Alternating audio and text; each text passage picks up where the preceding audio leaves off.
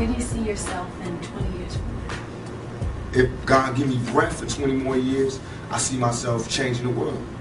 Because my thought patterns are so opposite of what's the norm. Really?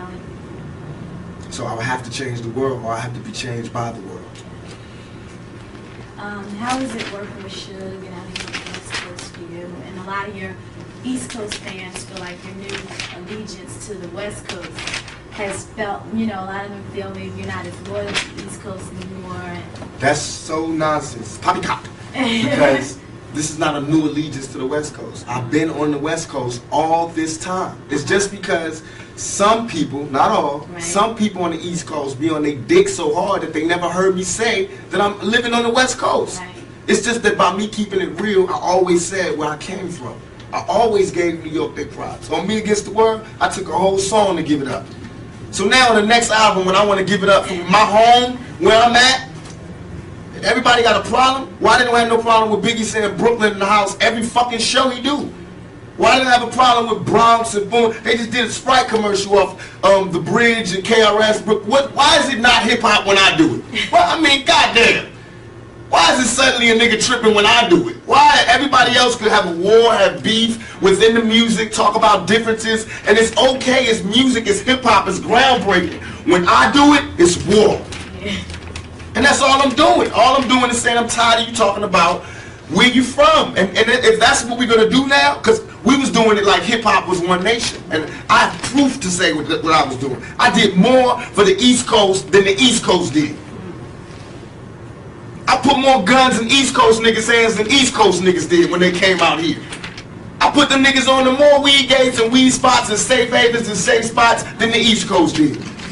I put more rappers on than they did. I gave Biggie his first shows. I was the one that I was that bridge that niggas used to walk on to get over here. I explained it. I'm the one that told you. I'm why all these niggas run around with a gangbanger on their payroll now. Is there still a beef going on with you and Biggie? It was never a beef. It's only a difference in opinion. Right. To me, if I like my homeboy Suge gave me the best advice I could ever give from anybody. He said, when people ask him if he's beefing with Bad Boy, with Puffy, he says like me going to a playground and picking on a little kid. Right. That's like me being mad at my little brother because he getting cash now. I'm not mad at that. I'm just mad at my little brother when he don't respect me. Yeah. Now when you don't respect me, I'm gonna spank your ass. I don't give a fuck how rich you got on the block. I'm your big brother. I will break your big ass down. And that's my only point. And I feel as though he wronged me. You got out of hand and you wronged me. You got seduced by the power, not because he's an evil person, yeah, but because money is evil if it's not handled right. If you lose your composure, you can do anything. And fear got stronger than love, and niggas did things that they know they wasn't supposed to do. They know in their heart. That's why they in hell now. Right. They can't sleep. That's why they telling all the reporters and all the people, why they doing this? They fucking up hip hop, because they in hell. They can't make money, they can't go anywhere, they can't look at themselves, because they know the prodigal son has returned. I'm alive. The ghost is walking around. You know what I mean? And I'm alive talking. In jail, I didn't talk. I made peace. Now, everybody that thinks that I disrespected or I love my East Coast fans. I'm from there. I'm eating New York pizza. I drive New York Jeeps. I want to hear New York.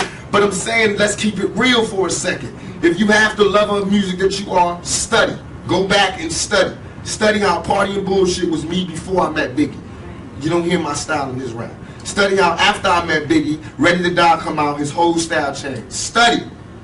Study why I would be mad. Study why I would be mad when half of New York, half of the major New York rappers, or they managers, or they agents, or they somebody was there when I got shot. And nobody could give me no information.